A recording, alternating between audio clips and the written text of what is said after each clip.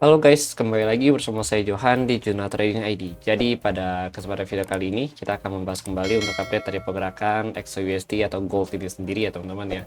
Dan ya seperti yang kita lihat bahwa sebenarnya gold ini sedang berada di range akumulasi ya. Jadi sebenarnya ini range akumulasi agak kurang menjanjikan dia untuk turun sama-sama.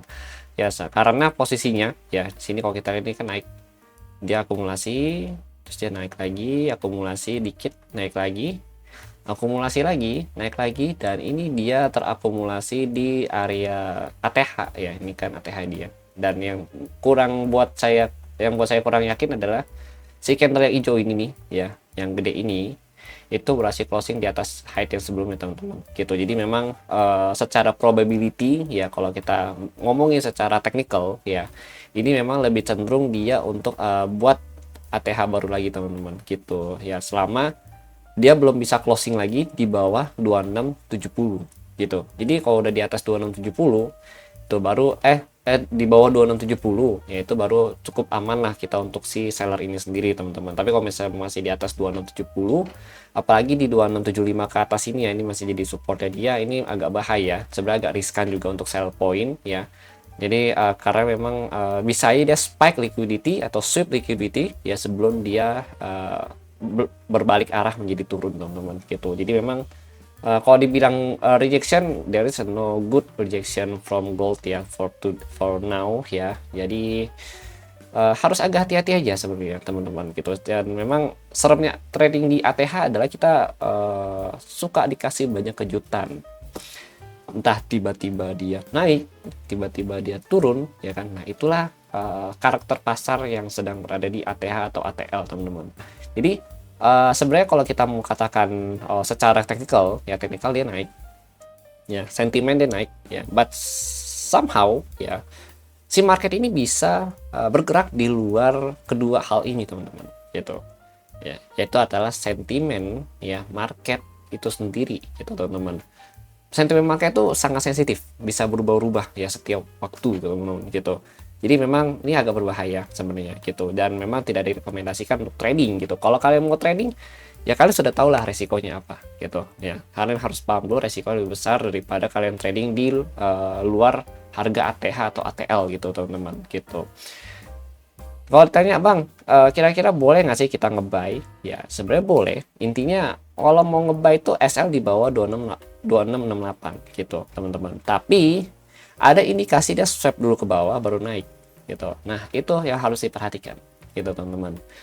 Kemudian bang, boleh nggak kita sell? Boleh, selama dia nggak ngebreak ATH-nya gitu. Tapi kan sekarang siapa yang tahu dia akan ngebreak atau enggak ya? Who's know gitu kan. Market yang tahu gitu teman-teman gitu. Makanya kita tuh bisa ngebatasin diri kita ya, kita mau trading atau enggak ya, itu berbalik ke diri kita lagi. Kalau saya sih memilih, saya personal ya, itu sih nggak milih untuk trading teman-teman ya gitu, nggak memilih untuk nggak trading dulu, karena memang posisinya sekarang masih belum jelas. Jadi lebih baik saya ketinggalan momen dia turun ya, tapi habis itu saya akan analisa lagi ketika dia sudah masuk ke setup saya.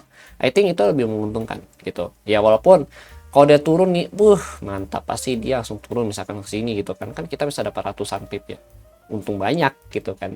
Ya siapa yang nggak mau gitu ya, tapi kan kita harus tahu juga gitu loh, beban yang kita tanggung, resiko yang kita tanggung itu sebanding nggak sih gitu loh ya, beban mental, terus uang kita ya kan, kita pertaruhkan, kita masukin ke sana gitu ya, kita tradingkan gitu ya teman-teman ya. Nah itu yang harus kita tahu dulu. Kalau kita memang siap menerima hal itu, it's okay, kalian boleh aja trading gitu teman-teman, sell misalkan dapat turun ambil gitu. Dan harus ingat lagi, intinya kalian trading entry itu untuk apa dulu? Kalian mau swing kah ya, kalian mau scalping ya, atau kalian mau intraday gitu ya. Jadi nggak boleh tiba-tiba udah scalping nyangkut jadi swinger ya kan. Swinger tiba-tiba udah profit dikit jadi scalping gitu ya, di close aja nggak kuat biru, tapi kalau merah ditahan kuat gitu ya.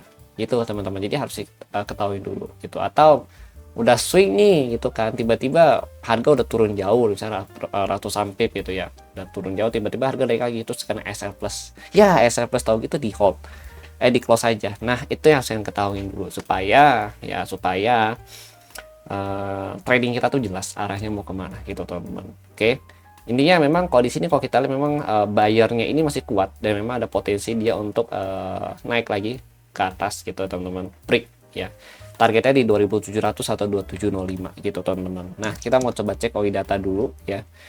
Untuk OI data, sorry bukan OI data. Nah dulu saya mau cek ini daily. Nah, daily candle ini ya memang dia berhasil closing di atas nih permasalahannya teman-teman.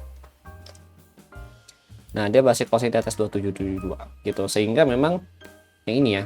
Nah, ini dia berhasil nih closing. Jadi memang potensi dia untuk naik lagi itu masih ada gitu, teman-teman. Kecuali dia bisa closing di bawah 770 atau di bawah ini kotak ini. Nah, itu lebih bagus lagi gitu, teman-teman. Gitu. Oke. Ya ini ya, ini memang harus kita perhatikan, teman-teman, gitu. Tadi kan kalau dari OI data kan 2700 2705 yang kemarin ya sama 2715 tertingginya gitu. Nah, sekarang kita mau cek lagi nih DXY. DXY dia udah ngepush berhari-hari tanpa koreksi, tanpa istirahat gitu. Jadi kalau misalkan in case dia hari ini koreksi ya, dia koreksi, euro naik, YU naik gitu kan. Gold tanda tanya apakah dia akan ikut naik juga atau turun gitu. Tapi normalnya kalau memang DXY koreksi, DXY turun nih, gold naik gitu. Normalnya begitu. Saya takutnya pada saat DXY koreksi dia nge-push harga gold ini untuk naik gitu, teman-teman. Gitu. Itu yang saya takutkan. Karena pasti akan terjadi yang namanya kompres ya, nge-kompres harga untuk bikin momentum selanjutnya gitu. Ya, jadi itu soalnya ini DXY naik, gold juga ikut naik gitu. Jadi kan di sini tuh sebenarnya terjadi kompresi harga secara nggak langsung, teman-teman. Mungkin ada yang bilang price delay ya. Terus ada juga yang bilang kompresi harga. Kalau saya lihatnya ini lebih ke arah kompresi harga gitu ya, gitu teman-teman. Jadi memang kompresi harga. Jadi nanti bisa ya gold naik ketika dia memanfaatkan momen turun koreksi si DXY itu sendiri gitu, teman-teman. Ya, who's know, itu sih pemikiran worst case-nya sebegitu, teman-teman. Jadi kalau misalnya kalian punya pandangan lain ya, it's okay, kalian boleh komen di kolom komentar aja gitu ya, teman-teman ya. Dan kemudian untuk OI data ya, hari ini banyak news teman-teman. Sampai tunggu OI data kita bahas news dulu deh.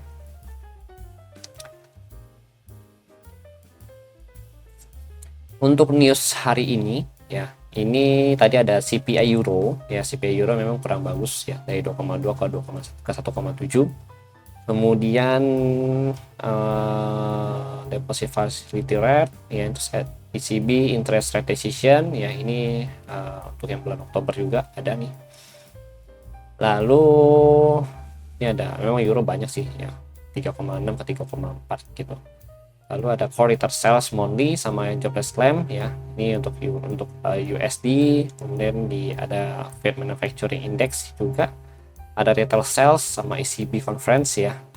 Lalu ada crude oil inventory. Jadi memang hari ini ya euro sama USD ini cukup ramai newsnya gitu, teman-teman. Bahkan ada interest rate decision untuk euro saat ini, teman-teman gitu. Jadi harus hati-hati ya. Oke juga nih kita trade euro ya, teman-teman ya. Itu jadi ya memang kita potensi dulu gitu. Ya ini untuk news untuk OI data. OI